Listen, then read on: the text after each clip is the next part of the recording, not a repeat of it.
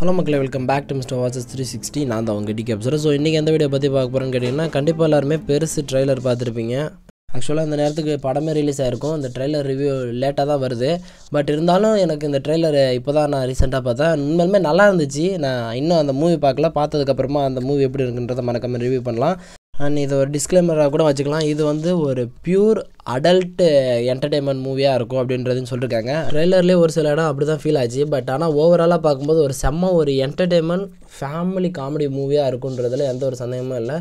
ஒரு செம்ம comedy drama movie. And இதில் கதை எப்படி போகும்னு பார்த்தீங்கன்னா, வைபோ அவருடைய அண்ணன் அவங்களுடைய அப்பா இறந்துட்டார் அப்படின்ற மாதிரி அந்த கதையை மூவ் பண்ணி அது எப்படி இறந்தார், அதுக்குள்ளார இருக்கிற கதை என்ன அப்படின்ற மாதிரி போயிட்டுருப்பாங்க.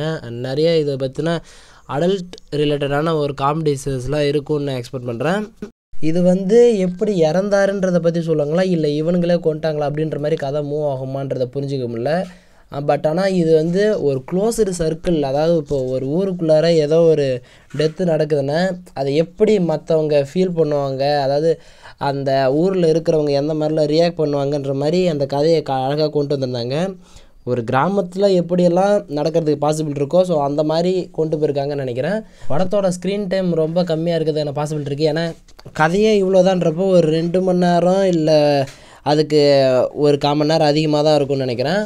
எனக்கு ஓவராலாக இந்த ட்ரெய்லர் வந்து ஒரு ஃபேமிலி என்டர்டெயின்மெண்ட் மூவியாக இதை கொண்டு போயிருக்காங்க அப்படின்றது பார்த்தாலே தெரியுது.